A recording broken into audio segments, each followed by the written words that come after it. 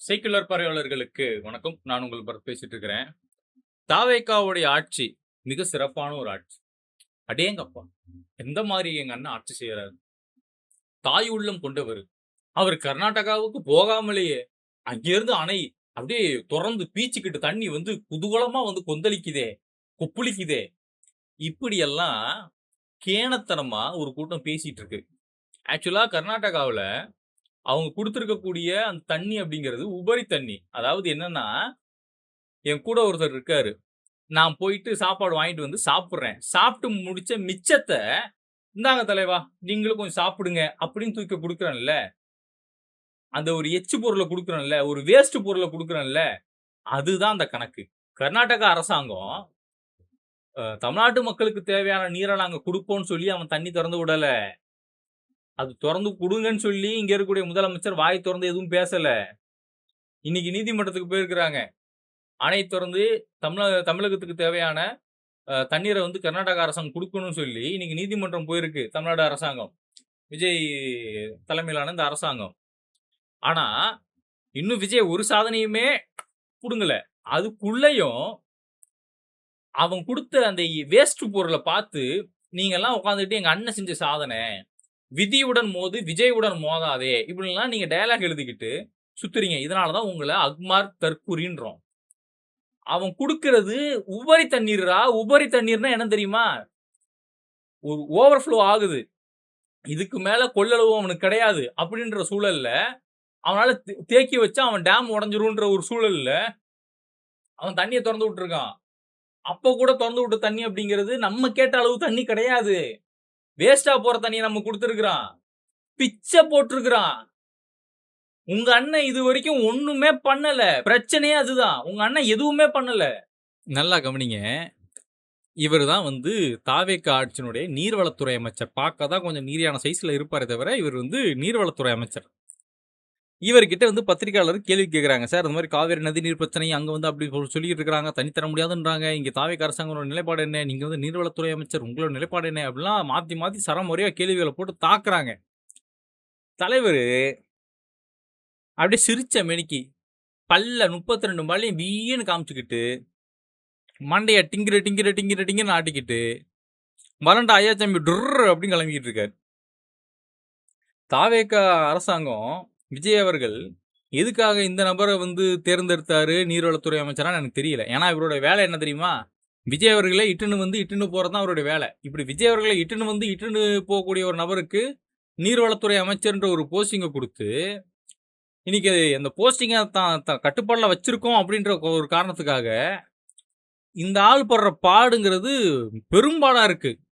இந்த ஆளுகிட்ட நம்ம மாட்டிக்கிட்டு நம்மளுடைய பாடு பெரும்பாடா இருக்கு. விளங்குமா தமிழ்நாடு?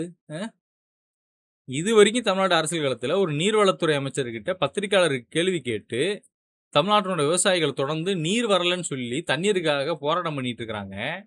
ஆனா நீர்வளத்துறை அமைச்சர் போஸ்டிங் வச்சிருக்கக்கூடிய இந்த நீரியான ஒரு வார்த்தை வாயை திறந்து மக்களுக்காக பேசவே இல்லை. கர்நாடக அரசாங்கத்தை எதிர்த்து ஒரு வார்த்தை சொல்ல வக்கு இல்லாம, துப்பு இல்லாம, துப்பு கட்டத்தனமா, வெக்கங்கட்டத்தனமா, பல்ல காட்டிக்கிட்டு இழிச்சுக்கிட்டு வரண்டாயா சாமி அப்படின்னு போயிட்டு இருக்காரு. இதெல்லாம் பார்க்கும்போது வெறுப்பாகுது. ஆனா இந்த சைடு இந்த தாவேக்கா அபியூசர்ஸ் பண்ணக்கூடிய இந்த கோமாளித்தனத்தை பார்க்கும்போது, சரி விடுங்க, சின்ன பிள்ளைங்க ஏதோ தெரியாம பண்றாங்க, தற்குறிங்க அப்படின்ற மாதிரி மனப்பான்மை அவங்கள உருவாக்கி வச்சுட்டு போறானுங்க. இதுல இந்த வடநாட்டு இன்ஃபுளுசர்ஸ் எடுத்து வச்சுக்கிட்டு இந்தியக்கார பிள்ளைங்க எல்லாம் உட்கார வச்சுக்கிட்டு இவங்க வந்து இந்தியாவுடைய ஹேண்ட்சம் சிஎம், அழகான சிஎம், அற்புதமான சிஎம்னு அவங்க ரீல்ஸ் போட்டுட்டு இருக்கிறானுங்க. என்ன கணக்குன்னு தெரியல. எவனாவது இந்த மாதிரி போடுவானா? இந்த ரூட் மாஃபியா காசு கொடுத்து இது மாதிரி பொய் செய்திகளை, இது மாதிரி ஒரு கற்பனைவாதத்தை, இது மாதிரி ஒரு தற்குறித்தனத்தை கட்டமைக்கிறானுங்க. நான் இப்பயும் சொல்றேன், விஜய் அவர்கள் கர்நாடகா போயிருந்தாருன்னா மிகப்பெரிய அவமானம் நடந்திருக்கும். லிட்டரலா இப்ப போகாமலே தமிழ்நாட்டுக்கு அசிங்கம் தான். கர்நாடகா முதலமைச்சர் சொல்றாரு, நீ என் வீட்டுக்கு வந்துடாத, நீ என் ஏரியாவுக்கு வந்துடாத, நான் சொல்லும் போது வா அப்படின்றாரு. அதுக்கு என்ன அர்த்தம்? உன் வீட்டுக்கு நான் கிளம்பி வரேன், உன்னைய பார்க்கலாமே நான் வரேன். ஆனா அதுக்குள்ளேயும் வரவன வராதன்னு சொல்லி நீ விரட்டி விடுற. இது அசிங்கம். நீ போயிருந்தன்னா இன்னும் பெரிய அசிங்கம் நடந்திருக்கும். இததான் இங்க இருக்கக்கூடிய எதிர்க்கட்சிகள் எச்சரித்தாங்க. ஒழுங்கா ஒரு ட்ரிபியூனல கொண்டு வாங்க. ஒழுங்கா அனைத்து கட்சி கூட்டத்த நடத்துங்க. இங்க நம்ம சட்ட ரீதியா தான் சில விஷயத்த அணுக முடியும் அப்படின்னு ஆரம்ப காலகட்டத்தில இருந்து இங்க இருக்கக்கூடிய அனைத்து கட்சிகளுமே அதான் சொல்லிட்டு இருக்காங்க. விஜய் வந்தாருன்னு மாஸ் பண்ணிடுவாருங்க. கில்லி படத்துல சொல்ற டயலாக் தான். இவங்க தூக்கி இப்ப ஷேர் பண்ணிட்டு இருக்கானுங்க. இவன மட்டும் கர்நாடகாவுக்கு ஒத்தையா அனுப்புனோம்னா காவேரி நீர அறுத்து தள்ளி கொண்டு வந்துருவாங்க அப்படின்ற மாதிரி டயலாக் எடுத்து போட்டு பரப்பிட்டு இருக்கானுங்க. சுய அறிவே இருக்காதடா உங்களுக்கு. சரி சுய அறிவை விடுறா. தன்மானம் வேணாமாடா? கொஞ்சம் கூட தன்மானம்ன்றது உங்களுக்கு வேணாமாடா? அப்பட்டமா ஃபேக் நியூஸ பரப்பி இதுல எங்க அண்ணனுக்கு இயற்கையே வேலை செய்யுது. அவருக்காக துணை நிக்குது அப்படின்னு ஒரு கூட்டம் கிளம்புது. ஏய் இயற்கை ஒண்ணுமே பண்ணல. அது வேலைய பாக்குது. உங்க அண்ணன் அவர் வேலைய பார்த்திருந்தா, இப்ப இந்த அளவுக்கு ஒரு கான்ட்ரோவர்ஷியல் உருவாயிருக்காது. கர்நாடகாவுல தமிழர்கள் இங்கேருந்து யாராவது டிரான்ஸ்போர்ட் பயன்படுத்தி போறாங்க, வராங்க அப்படின்னா, அவங்கள கூப்பிட்டு மிரட்டுறது, அவங்கள கூப்பிட்டு அடிக்கிறது, அங்க வேலை பார்க்கக்கூடிய தமிழர்கள மிரட்டி, இதுக்கப்புறம் உங்க ஆட்கள் ஏதாவது தண்ணி பிரச்சனை பண்ணாங்கன்னா, இங்க நீங்க வேலைக்கு இருக்க முடியாது. இது மாதிரியான பிரச்சனைலாம் அவன் பண்ணிட்டு இருக்கிறான். என் ஃப்ரெண்ட்ஸே இருக்கிறானுங்கடா. என் ஃப்ரெண்ட்ஸு அங்க வேலை பார்க்கிறவன் பல பேர் இருக்கான். ஐடி கம்பெனில வேலை பார்க்கிறவன் இருக்கிறான். அவன எல்லாம் கூப்பிட்டு உட்கார வச்சு புல்லி பண்ணிட்டு இருக்கிறானுங்க. கலாய்ச்சு தள்ளிட்டு இருக்கிறானுங்க. அசிங்கப்படுத்திட்டு இருக்கிறானுங்க. தண்ணி வேணுமா? இந்தா அப்படின்னு ஒரு கப்ல ஒரு தண்ணிய குடுத்து, நாங்க போடுற பிச்சையா எடுத்துக்க அந்த தண்ணிய குடிச்சுக்க அப்படின்றாங்களாம். இத்தனைக்கும் அவன் ஐடில வேலை பார்க்குறான். லட்சக்கணக்கில சம்பாதிக்கிறான். நம்ம அங்க அசிங்கப்பட்டுட்டு இருக்கிறோம். அவன் பண்ணக்கூடிய அந்த ஐயக்கத்தனத்த நம்ம பண்ணணும்னு நம்ம இங்க யாரும் சொல்ல வரல. ஆனா, குறைந்தபட்சமாவது சட்ட ரீதியா சில விஷயத்த நம்ம அணுகணும். இங்க என்ன பிரச்சனை அப்படிங்கிறது தயவு செஞ்சு விஜய் அவர்கள் உள்வாங்கிக்கணும். அத விட்டுட்டு, இங்க தண்ணிக்குள்ள குதிச்சு, நீச்சல் அடிச்சு, போய் நாங்க அளவ செக் பண்ணிட்டு, அப்படியே ஆட்டி பார்த்துட்டு, அப்படியே அறுத்து தள்ளிட்டு, குடு குடு குடுன்னு ஓடி வந்துருவோம். எங்களுக்கும் அந்த விஷயம்லாம் தெரியும். இப்படின்னு மஞ்சமாக்கா மாரி பேசக்கூடாது. பேசக்கூடாது. இதுல நெறைய பேர் விஜய்க்கு ஆதரவா சில ட்வீட்லாம் போட்டிருந்தாங்க. அதெல்லாம் பார்க்க முடிஞ்சது. என்னன்னா, ஒரு பொண்ணுன்னு நெனைக்கிறேன். அவங்க போட்டிருக்காங்க, இந்த கர்நாடகால இப்ப விஜயோடைய போஸ்டர்லாம் கீழ அறுத்து, கிழிச்சு தள்ளி ஒரு ஏதோ பிரச்சனை பண்ணியிருக்கிறானுங்க.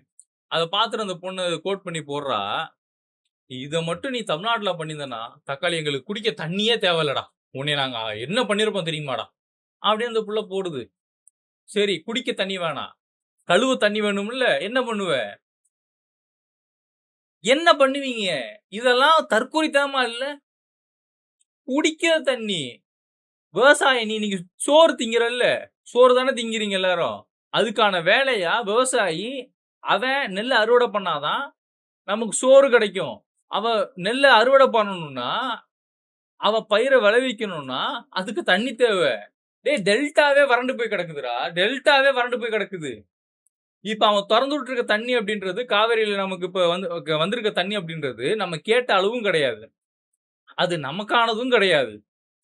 அவன் ஓவர்ஃப்ளோ ஆகி அவன் வீட்ல வேஸ்ட்டா இருக்கக்கூடிய பொருள அவன் கழிவா நமக்கு அனுப்பிட்டு இருக்கிறான். சரி. உங்க அண்ணன் தான் தண்ணி கொண்டு வந்துட்டாரே. அப்புறம் எதுக்கு உங்க அண்ணன் இப்ப நீதிமன்றம் போயிருக்காரு? தமிழ்நாட்டுக்கு தேவையான தண்ணீர் கொடுங்கன்னு ஏன் போயிருக்காரு? அதான் உங்க அண்ணன் போகாமலே அந்த ஆளு தண்ணி தொறந்து விட்டானே கர்நாடகாவுல. அதான் வர தண்ணி போதுமே. வச்சு கொண்டாட வேண்டியதுதானே. அப்படி பண்ண முடியாதுன்னு உங்க அண்ணனுக்கு தெரியும். ஆனா நீங்கலாம் உட்கார்ந்துகிட்டு ஃபேக் நியூஸ் பரப்பிட்டு இருக்கிறீங்க அப்பட்டமா. பள்ளிக்கூடத்துல போய் உட்கார்ந்துட்டு டிவிகே, டிவிகே, டிவிகேன்னு கத்த சொல்லி குழந்தைங்க கிட்ட அரசியல் பண்ணிட்டு இருக்கானுங்க இந்த அறிவு கெட்டவனுங்க. இத தப்புன்னு எவன்லாம் பதிவு பண்றானோ, அவன ஆபாச தாக்குதல் நடத்துது இந்த வல்கர் வாரியர்ஸ். இப்ப பள்ளிக்கல்வித்துறை அமைச்சர் ராஜ்மோகன் இது மாரியான நடவடிக்கைகள்ல யாராவது ஈடுபட்டீங்கன்னா, கடுமையான நடவடிக்கை எடுக்கப்படும் அப்படின்னு எச்சரித்து அவர் ஒரு ட்வீட் போட்டிருக்காரு. இப்ப நீங்க டிவிகேன்னு ஸ்கூல்ல போய் கத்துறது தப்பு இல்ல அப்படின்னா, உங்க பள்ளிக்கல்வித்துறை அமைச்சர் ஏன் அந்த ட்வீட்ட போட போறாரு? அப்ப அது தப்புங்கிறதுனால தானே ட்வீட் போட்டிருக்காரு. அது அந்த அறிவு கூட, அந்த பேசிக் அறிவு கூட இல்லாம, நீ உட்கார்ந்துகிட்டு இங்க விஜய் எதிர்க்கக்கூடிய நபர்கள, நீ உட்கார்ந்து ஆபாச தாக்குதல் நடத்திட்டு இருக்கிற. நாங்க யாராவது விஜயோட அம்மா, விஜயோட அப்பா, விஜயோட பொண்டாட்டி, விஜயோடைய புள்ள இந்த மாதிரி ஏதாவது குடும்பத்தை இழுத்து நாங்க ஏதாவது பேசுறோமா? கெட்ட வார்த்தை போட்டு ஏதாவது பேசுறோமா? இல்ல. ஆனா தாவேகாவுக்கு, விஜய்க்கு ஆதரவு தெரிவிக்கக்கூடிய பூரா கம்முனாட்டிகளும் இப்படிதான் ஆன்லைன்ல சுத்திட்டு இருக்கிறீங்க. நம்மள யார் என்ன பண்ணுவான்னு. 200, 250 ஐடி எடுத்து வச்சிருக்கேன். லிஸ்ட் எடுத்து வச்சிருக்கிறேன். திமுகவோ, அண்ணா திமுகவோ ஏதோ ஒரு கட்சியின் மூலியமா டெஃபினட்டா அந்த 250 ஐடி மேலயும் நடவடிக்கை எடுக்கப்படும். ஏன்னா நம்ம ஒரு பெரிய லா டீம் வச்சுக்கிற அளவுக்கு நமக்கு பெரிய பொருளாதாரம்லாம் இல்ல. ஆனா டெஃபினட்டா இல்ல நாம் தமிழர்கிட்ட கூட நான் குடுப்பேன். குடுத்து இந்த 250 ஐடிகள் மேல டெஃபினட்டா நடவடிக்கை எடுக்கப்படும். கண்டிப்பா எடுக்கப்படும். நீங்க யார் யார் என்னென்ன கமெண்ட் போட்டிருக்கீங்க, எவ்வளவு கேவலமான, கீழ்த்தரமான நபர்களா நீங்க இருக்கீங்க அப்படிங்கிறதுக்கு இந்த 250 ஐடி வந்து உதாரணம், ஆதாரம். மனசாட்சியே இல்லாம காவிரி தண்ணி திறந்து விட்டாங்களே, செய்தி அப்படி படிக்காத. காவிரி தண்ணி திறந்து விடல. அவன் வீட்டுக்கு வேண்டியதை எடுத்துக்கிட்டு வேஸ்ட். இதுக்கப்புறம் அவனால அந்த கொள்ளளவை தக்க வச்சுக்க முடியாதுங்கிற ஒரே காரணத்துக்காக அவன் தூக்கி நம்ம கொடுத்துருக்கிறான். அவ்வளவுதான். ஒருவேளை அந்த தண்ணியை சேமிக்கக்கூடிய அளவுக்கு அவனுக்கு பலம் இருந்ததுன்னா அவன் அந்த தண்ணியை கொடுத்துருக்க மாட்டான். மேகதாது அணை கட்டணும்னு நினைக்கிறதே காரணம் அந்த நாய் அதுக்குதான். அப்படி ஒரு விஷயத்த அவன் கட்டிட்டான்னா இப்ப கிடைக்கிற தண்ணி கூட கிடைக்காது. உபரின்னு சொல்லி நம்ம கொடுக்குறான்ல, அது கூட நமக்கு கிடைக்காது. நான் டெல்டா பகுதி சார்ந்தவன்டா. எங்க நிலப்பகுதியில, எங்க நிலப்பரப்புல எந்த மாதிரியான விவசாயம் பண்ண முடியும்? அங்க எந்த மாதிரியான பாதிப்பு இருக்கு? 3 போகம் விளைவிக்கக்கூடிய இடத்துல 1 போகம் தான். அதுலயும் சில நபர்கள் போர் போட்டிருக்காங்கன்னா, சொந்த நாட்டுல ஒருத்தன் போர் போட்டிருக்கிறான். சொந்தக்காரன் போர் போட்டிருக்கிறான். அவன்கிட்ட நம்ம தண்ணி கேட்டு நம்ம வயலுக்கு தண்ணி பாய்ச்சறோம்னா கூட அவன் காசு வாங்கிட்டு தான் குடுப்பான். அவனும் சும்மா ஒண்ணும் குடுக்க போறதில்ல. ஏன்னா, அந்த ஆளு வந்து கரண்ட் பில் கட்டணும். இப்பதான் தாவேகா ஆட்சியில கரண்ட் பில்லாம் டபுளா, ட்ரிபிளா அப்படியே எகுறுது. அப்ப அவங்களுக்கு காசு வாங்கிட்டு தான் தண்ணி குடுக்குறாங்க. ஒரு முறையான போர் போடக்கூட வசதி இல்லாத விவசாயிகள் தான் இந்த தமிழ்நாட்டுல அதிகம். ஒரு 1 ஏக்கர் வச்சிருக்கிறான். இல்ல ஒரு 1 மா நிலம் வச்சிருந்தா கூட அவனால போர் போட்டிருக்க முடியாது. 1 மா நிலத்துல நீ எப்படி போர் போடுவ? போட்டு என்ன பண்ணுவ? தண்ணிக்கு ஒண்ணு அடுத்த மாநிலத்துக்கிட்ட நம்ம கையேந்தி நிக்கணும். இல்லன்னா நம்ம வீட்டு அடுத்த வீட்டுக்காரங்கிட்ட நம்ம கையேந்தி நிக்கணும். எப்படி பார்த்தாலும் விவசாயி கையேந்தி தான் நிக்கிறான். கையேந்தி தான் நிக்கிறான். விவசாயம்லாம் அவ்ளோ ஈஸி ப்ரோ. அது ஒண்ணும் கஷ்டம் இல்ல ப்ரோன்னு சில தற்குறிகள்லாம் பேசிட்டு இருக்கிறீங்க. எப்படி ஈஸி? ஒரு 3 வருஷம் எங்க அப்பா கூட நான் வயல்ல போயிட்டு வந்தேன். உரம் போட்டுக்கிட்டு, எனக்கு அவருக்கு தெரிஞ்ச விவசாயத்த எனக்கு சொல்லிக் குடுத்தாரு. அத நான் இன்னும் முழுமையா கத்துக்கல.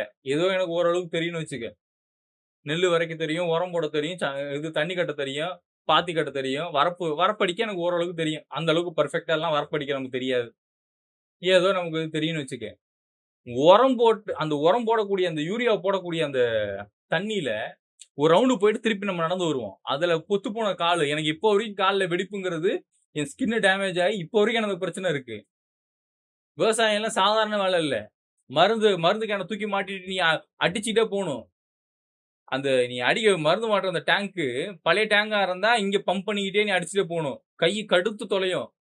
ஒரு கேன இறக்கி வச்சனா கை வலிக்கும். நைட்ல போய் படுக்கும்போது தெரியும் இந்த கை கடுப்பு என்னன்னு. கடுப்பு மீன்ஸ் கை வலிய சொல்றேன். இதே வந்து கொஞ்சம் மெக்கானிக்கல் மிஷினா இருக்கு. கொஞ்சம் நவீன மிஷினா இருக்கு அப்படின்னா, ஜஸ்ட் ஒரு பட்டன ஆன் பண்ணிட்டு ஸ்ப்ரே மட்டும் அடிச்சா வந்துகிட்டே இருக்கும். ஆனா அது வெயிட் அதிகம். தூக்கி வச்சா ஷோல்டர்லாம் மரண போடும். அந்த இது உள்ள போட்டிருக்க உரத்த போட்டு மருந்து கலக்கி வச்சிருப்போம்ல அது டேங்க்ல மருந்து. அது அப்படியே சொட்டு சொட்டா போய் முதுகுல எல்லாம் ஸ்கின் தோல் உரிய ஆரம்பிக்கும். ஒரு கட்டத்துக்கு மேல எரிச்சல் தாங்க முடியாது. ஒரு ரவுண்டு நீ மருந்து அடிச்சுட்டு வந்தானா அடுத்த ரவுண்டு 2, 3 கப்பு தண்ணி எடுத்து உடம்புல ஊத்திக்கிட்டு கொஞ்சம் அந்த எரிச்சலை கட்டுப்படுத்திட்டு தான் நீ மறுபடியும் தூக்கணும். தூக்கி நீ மறுபடியும் அடிக்கணும். எவ்வளவு கஷ்டம் தெரியுமாடா? கிட்டத்தட்ட உயிர் போகாது. ஆனா உயிரை தவிர்த்து மீதி எல்லாமே பாதிக்கப்படும். ஒரு கட்டத்துக்கு மேல அதுல அவனுடைய உழைப்பு வீணாகுது அப்படின்னு வரும்போது அவன் உயிரே போகும். இதுதான் விவசாயம். இதுதான் ஒரு விவசாயியுடைய வாழ்க்கை. இப்படிதான் போயிட்டு இருக்கு. விவசாயத்துல வருமானம் இருக்கு. லட்சத்துல சம்பாரிக்கலாம், கோடியில சம்பாரிக்கலாம்னா, ஒரு மண்ணு சம்பாரிக்க முடியாது. அதுக்கெல்லாம் நீ பல 100 ஏக்கர் நீ இடம் வச்சிருக்க அப்படின்னா, நீ பல லட்ச ரூவா சம்பாரிக்கலாம். அதுவும் நீ என்ன விதைக்கிற அப்படின்றத பொறுத்து இருக்கு. அதுக்கு ப்ராப்பரா தண்ணி வரணும். கடன வாங்கிட்டு வந்து நீ போட்டு அறுவடை பண்ணலாம்னு வச்சிருப்ப. ஒண்ணு அதிகமா மழை பெஞ்சு நெல்லுலாம் படுத்து வீணாகி முடிஞ்சிரும். இல்ல தண்ணியே வராம அப்படியே தரை காஞ்சு போயி, அடிக்கிற வெயில்ல அந்த பயிரு தானே, ஒரு உயிர் தானே, அதுக்கு என்ன இருக்க போகுது? அதோட வாழ்க்கை முடிஞ்சிரும். இதுதான் விவசாயம். இது எவ்வளவு கஷ்டமான ஒரு விஷயம் தெரியுமா? நான்லாம் எங்க அப்பாட்ட சொல்லியிருக்கேன். விவசாயங்கிறது ஒரு சாபமா இருக்குப்பா. ஏன்னா எங்க அப்பா நெறைய இழந்திருக்காரு விவசாயத்துல.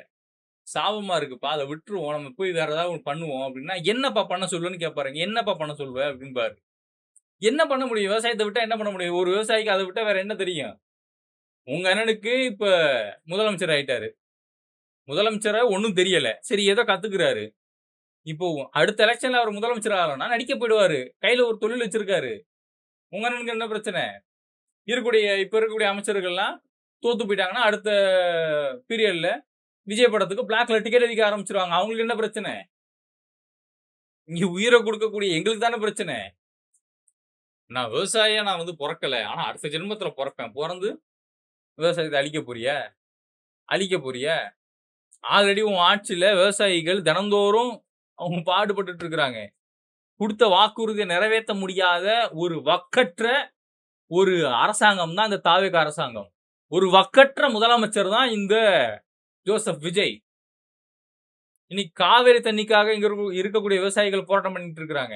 ஆனா விவசாயிகள இந்த காவல்துறை அராஜகமா கைது பண்ணுது. விவசாய சங்க தலைவர வீட்டு காவல்ல எடுத்து வச்சு அநியாயம் பண்றாங்க. அராஜகம் பண்றாங்க. ஏன் இதெல்லாம் எந்த தாவேகா தற்குறி தவிட்டு பயல்களுக்கும் உங்க கண்ணுக்கே தெரியாதாடா? அவனுடைய வலியும் வேதனையும் உங்களுக்கு தெரியாதாடா?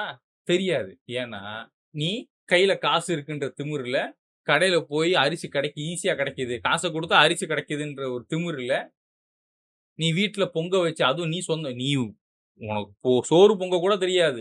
உங்க வீட்ல உங்க ஆயா, அப்பா வந்து சோறு பொங்கி குடுக்குறாங்கன்ற திமிருல, சொகுசா தின்னுகிட்டு, விஜய் பின்னாடி தற்குறித்தனமா சுத்தக்கூடிய நபர்கள் உங்களுக்கு விவசாயத்த பத்தி ஒரு மண்ணும் தெரியாது.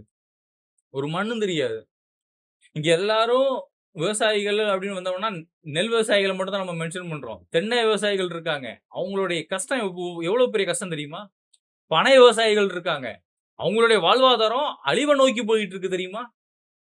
அ ஒவ்வொரு விவசாயமும் அப்படின்றது லேசுப்பட்ட வேலை இல்ல. அதுக்கான இப்ப மல்லிப்பூ இருக்குப்பா. மல்லிப்பூவ விளைவிச்சு அத அறுவடை பண்றதும் ஒரு விவசாயி தான். அதுவும் ஒண்ணும் சாதாரண வேலை இல்ல. சாதாரண வேலை இல்ல. ஒரு ஒரு மாம்பழம் கிடைக்குது. அந்த மாம்பழத்த பறிச்சு கொண்டு வந்து ஒருத்தன் விக்கிறான். அவனும் விவசாயி தான். பால் விவசாயிகள் இருக்கிறாங்க. மாட மட்டுமே நம்பி தன்னுடைய வாழ்க்கைய அர்ப்பணிக்கக்கூடிய நபர்கள் இருக்கிறாங்க. பால் டிப்போன்னு ஒரு மேட்டர் இருக்கு. எத்தன பேருக்கு தெரியும் தாவேக்காகாரனுக்கு? பால் டிப்போன்னு ஒண்ணு இருக்கு. அங்கு கிராமப்புறங்கள்ல பார்த்தீங்கன்னா, ஒவ்வொரு வீட்ல இருக்கக்கூடிய மாடு, அது வந்து பால் கறக்குது அப்டின்னா, கொண்டு வந்து கொஞ்சமா அவங்க வீட்டுக்கு எடுத்து வச்சுப்பாங்க. அப்புறம் பக்கத்து வீட்டுக்குலாம் கேட்டா, அவங்கலாம் குடுத்துட்டு, மீதி பால கொண்டு போய் டிப்போல ஊத்துவாங்க. பெரிய வருமானம்லாம் கிடைக்காது. ஒரு ரூ. 40 ரூ. 50 இல்ல அதிகபட்சமா ஒரு ரூ. 100 கிடைக்கும். அந்த ரூ. 100 வச்சு அவன் அன்னைக்கு பொழப்பு ஓட்டிடுவான். அடுத்த நாளைக்கு அதே மாரி மாடு பால் குடுத்தா, அங்க ஒரு ரூ. 100 வருமானம். வீட்ல 100 நாள் வேலைக்கு போனா, அதுக்கு ஒரு வருமானம். அப்பங்காரன் வேற ஏதாவது ஒரு வேலைக்கு போனா, ஒரு கூலி வேலைக்கு போனா, அதுக்கு ஒரு வருமானம். மிஞ்சி போனா, ஒரு ஏழை விவசாய வீட்ல ஒரு மாத வருமானம் அப்படின்றது ஒரு 6,000 இல்லன்னா ஒரு 7,000 இவ்வளோதான் இருக்கும். அதுக்கு மேல இருக்க வாய்ப்பே இல்ல. இப்பலாம் எங்க ஊர் சைடு பசங்க விவசாயம் பண்றது இல்ல. பெயிண்ட் அடிக்கவோ, இல்ல வேற ஏதாவது கொத்தனார் வேலைக்கு இந்த மாரி போறாய்ங்க. அதுல ஒரு ரூ. 800 கிடைக்குது, ரூ. 700 கிடைக்குது, ஒரு ரூ. 1000 கிடைக்குதுன்னு போறாய்ங்க. அதிகபட்சமா அவங்களுடைய மாச வருமானங்கிறது 12,000லேருந்து 15,000 இவ்வளோதான். அதுல தான் அவன் குடும்பத்த ரன் பண்றான். குடும்பத்தையே ரன் பண்றானுங்க. இப்பவும் நமக்கெல்லாம் 15,000 வருமானம் அப்படின்றது என் ஒருத்தனுக்கே சரியா போகுது. நம்ம ஒருத்தருக்கே அது சரியா போகக்கூடிய ஒரு விஷயம். ஆனா 15,000 வருமானம் அப்படின்றது ஒரு குடும்பத்தையே வழிநடத்தக்கூடிய இந்த காலத்துல வழிநடத்தக்கூடிய ஒரு பொருளாதாரமா இருந்துகிட்டு இருக்கு. என்ன தெரியும்? நம்ம ஒண்ணும் சும்மா உட்கார்ந்து பேசல தாவேக்கா எதிர்ப்பு. தாவேக்கா எங்கேயாவது மக்களுடைய பிரச்சனை, அடிப்படை மக்களுடைய பிரச்சனைய புரிஞ்சுகிட்டு பேசியிருந்தாங்கன்னா நமக்கு பிரச்சனை இல்லையே! நானே ஆதரவு தெரிவிப்பேனே! ஓகே தாவேக்கா mass, Vijay super, wow! Wonderful, beautiful அப்படின்னு போயிருப்பேனே நானும் உங்கள மாரி. என்ன சொன்னாலும் இப்ப கீழ கமெண்ட்ல வந்து நீ கெட்ட வார்த்தை போட்டு திட்ட போற. அத தாண்டி உனக்கு வேற எதுவும் தெரிய போறதில்ல. ஆக்கப்பூர்வமான அரசியல் செய்யணுங்கிற ஒரு எண்ணம் உனக்கு வரப்போறது கிடையாது. உன்ன பொறுத்தவரைக்கும் தாவேக்கா நாங்க எதிர்க்கிறோம். நாங்கல்லாம் கெட்டவங்க. நாங்கல்லாம் தீய சக்தி. நீங்கல்லாம் தூய சக்தி. ஆனா தூய சக்தின்னு சொல்லிக்கிட்டு, தூய்மையான எந்த வேலையும் செய்ய மாட்டீங்க. தூம மாதிரியான பல வேலைகள தான் பண்ணுவீங்க.